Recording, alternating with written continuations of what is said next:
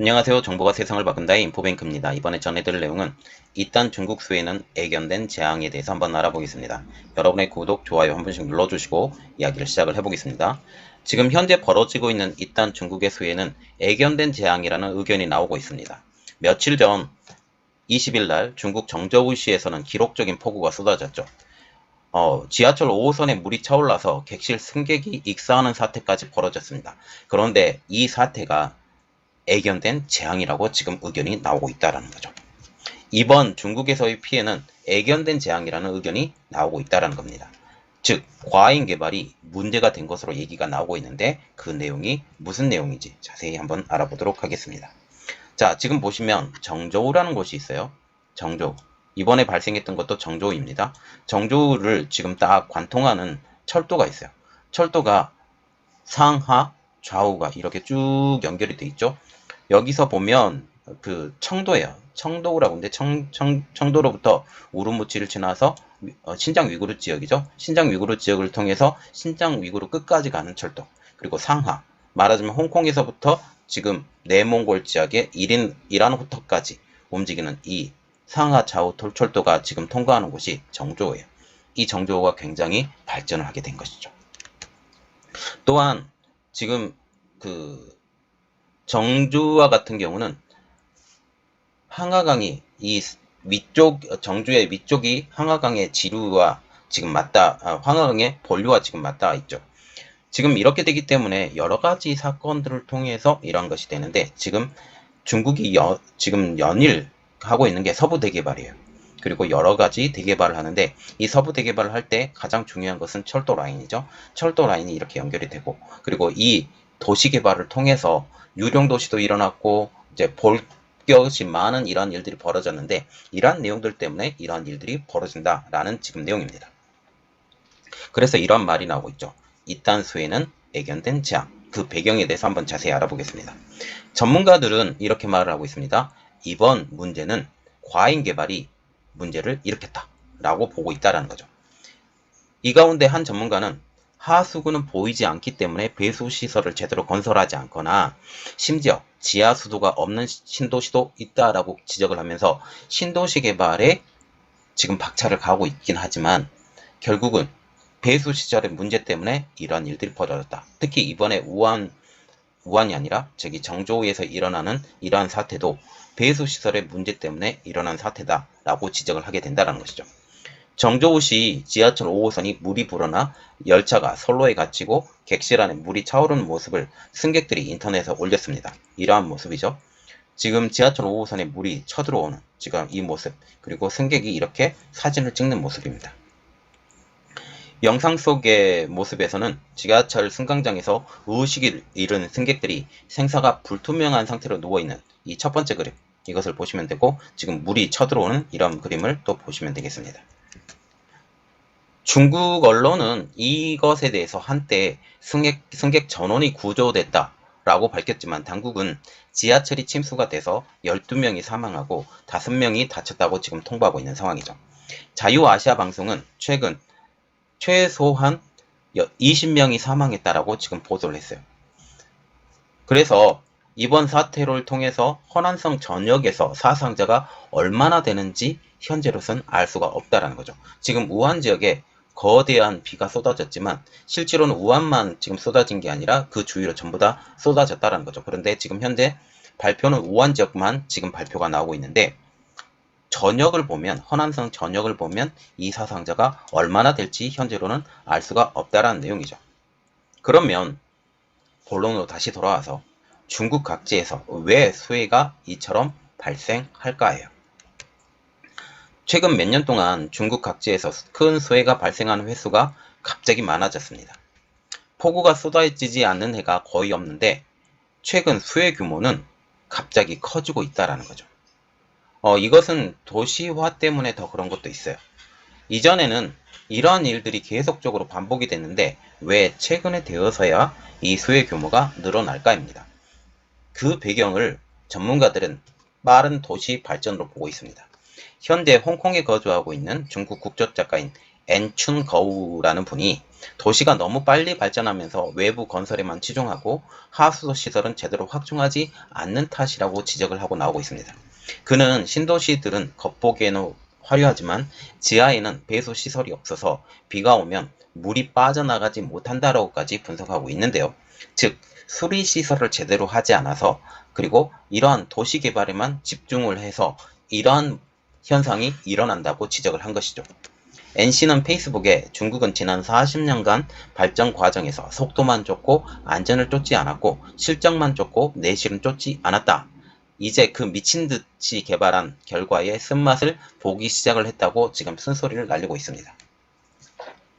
그는 중국이 개발 과정에서 지방 관리들은 치적을 쌓기 위해 제각기 계책을 내놓았다고 지금 발표를 하고 있는데, 우리가 눈여겨봐야 될 것 치적, 그리고 제각기 계책입니다. 자, 지금 지방 관리들이 새롭게 부임을 하면서 자기 공로 쌓기, 치적 쌓기를 하고 있다. 그런데 이전에 그 전임자와 연결이 되지 않고 스스로의 치적을 쌓기에 노력하고 있다라고 지금 언급하고 있는 거죠. 말하자면 전임자가 떠나면 후임자는 전임자보다 더 낫다라는 것을 보여주기 위해서 갖은 방식으로 공항이든지 교량이든지 휴양리든지 아니면 마천루, 보기 좋은 것, 이러한 곳에 토목공사를 새로 해야 한다라고 지적을 하고 있다는 겁니다. 이는 상부에 보고하는 GDP의 수치가 되고, 그러면 승진의 기회가 된다는 거죠. 우리가 말을 하고 있는 것은 GDP인데, GDP라는 것은 1인당 국민소득이죠. 그 안에서 만들어진 이러한 인프라가 많이 발전을 하게 되면 GDP 수치가 높아져요. 그래서 열심히 토목공사를 하죠. 열심히 토목공사를 하면 GDP 수치가 높아지기 때문에 이 GDP 수치를 가지고 승진의 길을 잡을 수 있다라고 지금 언급하고 있다는 겁니다. 자, 이번에 그 정조우에서 발생한 홍수에 대해서 관영 매체들은 유럽 수해만 보도하고 자국 물난리에 대해서는 은폐하고 축소한 내용입니다. 이번 피해에 대해서 관영 매체들은 정조우의 수해 관련 보도를 거의 하지 않았습니다. 중국의 수해 보도는 모두 민간에서 내보낸 현장이고, 관영 매체들은 독일 수해만 대대적으로 보도하고 자국의 홍수에 대해서는 신경을 거의 쓰지 않는 상황이죠. 중국의 수해 피해는 이번뿐만이 아닙니다. 며칠 전에도 있었어요. 며칠 전에 상하이와 난징에 수해가 났고, 지금은 수해 지역이 허난성, 허베이성, 베이징 등으로 확대가 되면서 장창이라고 불리는 양쯔강, 황허 유역이 모두 물에 잠겼다. 물론 물에 잠기긴 했지만 이제는 조금 안정화 단계에 접어든 상태입니다. 자, 지금 보시면 허베이성 그리고 허난성, 지금 이런 장강의 하류에 있는 상하이, 그리고 베이징, 이러한 곳이 다 물난리가 났다라는 거죠. 물론 이런 것들의 영향이 이번에 태풍 때문에 이러한 영향들이 있었지만 아직 태풍 아직 안 끝났어요. 열대성 저기압으로 바뀌었고, 열대성 저기압이 다시 많은 양의 수분을 동반시키기 때문에 이러한 것들이 영향이 지금까지 갈 것이다 라는 지금 말이 나오고 있어요. 이전 영상을 보면 여러분들이 보시면 알겠습니다.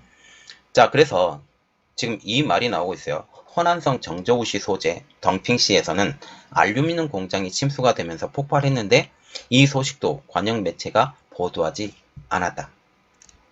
여전히 보도하지 않을 거예요. 그런데 이에 대변하는 도시가 하나가 있죠. 수해가 발생하지 않은 산둥성 칭다오입니다. 산둥성 칭다오는 수해가 발생한 적이 전혀 없는 지역입니다. 칭다오가 독일 식민지였을 당시 독일인들이 도시를 건설하면서 도시 건설 기준에 부합하는 하수도를 건설한 덕분에 큰 비가 와도 배수가 잘 되어서 수해 우려가 없다라는 주장입니다. 청일전쟁 직후에 일본이 1985년 4월 23일 시모노세키 조약을 통해서 요동반도를 차지하자 러시아, 독일, 프랑스가 외교적으로 개입을 통해서 일본이 요동반도를 물러나게 했어요.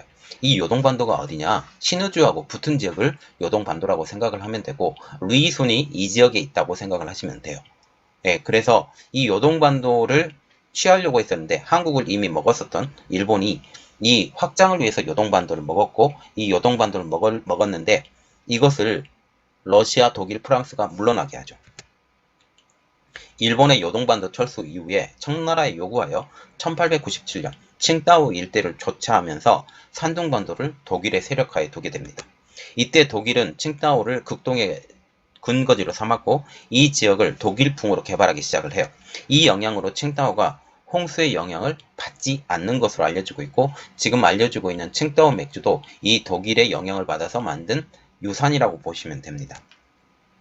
그리고 다시 본론으로 돌아와서 지금 현재 수해 지역을 찾지 않는 중국 지도부예요. 시진핑 주석도 지금 찾지 않고 있어요. 중국 지도부는 더 이상 수해 현장을 찾지 않습니다. 수해에 많은 고통이 수반이 되죠. 수해로 인해서 발생되는 건물, 차량, 주택, 농작물들의 손실은 하루아침에 만회가 되기 어려운 것이지요. 또한 중국에서는 온난화로 인해서 비가 점점 더 많이 내려지게 될 것이며 매년 반복되는 수해에 서민들의 삶은 더 고달퍼질 것이 당연합니다. 과거에는 이렇게 했죠. 지방에서 만약 홍수가 발생하게 되면 중국 공산당 중앙지도부가 수해 현장을 찾아서 재난구호를 지휘하고 현장 지휘 사진을 찍어서 민간의 고통을 헤아린다며 선전을 했어요. 그런데 지금은 그렇게 하지 않고 있죠. 하지만 지금은 홍수가 나도 각급 관리들은 현장에 가지 않는다라는 것입니다. 관영 매체는 아무런 일이 없는 것처럼 보도조차 하지 않고 있죠. 그러면 왜 그럴까요? 왜 그럴까? 지금은 홍수를 돌볼 여력이 없다라는 것입니다. 중국 공산당은 눈앞에 직면한 통치 난제가 산더미처럼 쌓여있기 때문에 지방에서 발생하는 수해는 이제 눈에조차 들어오지 않는다라는 것이죠. 또한 벼룩이 많으면 익숙해져 가렵지 않은 것처럼 재난이 겹치자 이제 감각까지 무뎌지는 것입니다. 중국의 재난이 점점 더 일상화되기 때문이죠. 그래서 웬만한 재난에 대해서는 거들떠도 보지 않는 것입니다.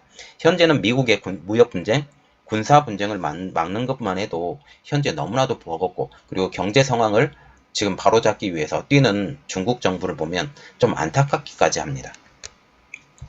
그래서 지금 중국의 지금 수혜는 중국의 고속화된 발전, 이 발전을 통해서 치수시설이 부족한 상황이 지금 현 상황을 불렀다 라고 말이 나오고 있고 그래서 이것은 애견된 인재라 지금 보는데 지금 이것을 이미 만들어졌기 때문에 해결 방법이 없어요. 도시를 아주 때려잡아서 새롭게 하수도를 늘리고 이런 것들을 하지 않는 이상 이 상황은 계속적으로 반복이 될 것입니다.